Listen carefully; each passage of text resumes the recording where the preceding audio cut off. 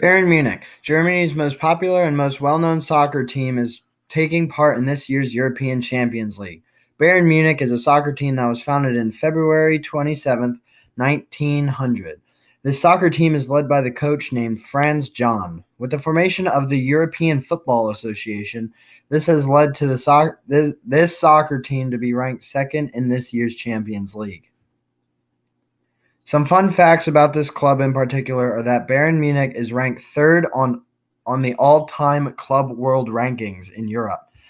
They have also won over 40 trophies and are on a 30-game winning streak by winning 26 games and tying 4 of their games. Germany's superhero and person that we look up to is Otto von Bismarck. He was the leader of the unification of Germany. He was also the first chancellor of Germany. While he was chancellor, he implemented national healthcare services. He was a conservative Prussian statesman, and he was a hero to German nationalists. His saying was blood and iron. He would give this speech to the Prussian people of his plan to unify Prussia and to basically unify it into what is nowadays Germany. But however, he is kicked out of power by Kaiser Wilhelm II. The Enlightenment in Germany was during the 17th century, during the Napoleonic Wars. Enlightenment ideas spread into Germany like equality for all men no matter what religion or race. Frederick the Great of Prussia brought in French men into his court to spread the ideas of the Enlightenment. He even had Voltaire, who was an Enlightenment philosopher, live with him for a while. He even brought inventions like crop rotation and the iron plow from Europe. He even was nice to the Jews when they were kicked out of the Catholic Church and invited them to Prussia. He had a court reforms by making sure judges could not take bribes. One Enlightenment thinker in Germany was Gottfried Wilhelm Leibniz, who discovered calculus. Finally, Wolfgang Mozart, a talented musician, was born in the Holy Roman Empire during this time. German unification. In 1862, King Wilhelm I of Prussia instated Otto von Bismarck as prime minister.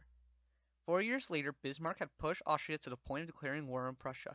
Further advancement of technology and military power, Prussia defeated Austria in 7 weeks, giving the Austro-Prussian War the second name of the 7 Weeks' War.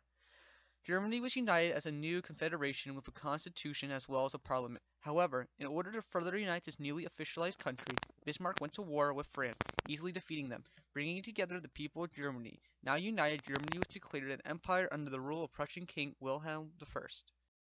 After the conclusion of World War I, Germany, after its loss, had to be limited on military power. Sanctions were put onto Germany, and other punishments were placed upon them. With Adolf Hitler, who was an Austrian-born German politician, rising into power over Germany in 1934, he strengthened Germany, creating a bigger and better than the army during World War I, which was known as the Wehrmacht, and had over 18 million German citizens serving at one time.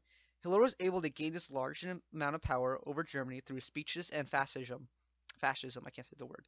While Hitler was the Führer of Germany, he was able to create a thriving economy where everyone had an opportunity at attaining a job and no unemployment. He also emphasized respect for women, children, and even strong family values. Hitler was also able to expand the road and railroad systems in Germany. In 1945, Hitler's reign came to an end. When after the war ended, he committed suicide by taking a cyanide pill and finally shooting himself in order not to be captured by the Soviet Union. How we stayed the same throughout the movements. Germany, after its unification in 1871 by Bismarck, has stayed the same over the years by staying strongly Lutheran and a strong government body. How we changed and why. We went from little areas controlled by princes to a united nation that is strong. We changed because of the need to catch up with other countries after Britain went through their Industrial Revolution. Also, Austria and Prussia teamed up to dominate France in the Franco-Prussian War. This helps unite the two nations because of their hatred of France. In the Second Industrial Revolution, Germany surpassed Britain as the most industrialized country and became the highest producer of steel in Europe. The government created railroads to spread and heighten consumerism, and eventually started to create their own locomotives instead of buying them from other nations. The Prussian Tariff of 1818 allowed free trade within the nation but restricted trade with outside goods. This strengthened the German economy and helped build nationalism, which led to further events affecting Europe. In order to fully unite the people of Germany, Bismarck led the Confederation and Prussia into a successful war against France, pitting France against Germany and Prussia. With the Morocco crisis of 1905, Germany attempted to pit Great Britain against France, but instead brought a new alliance between France and England.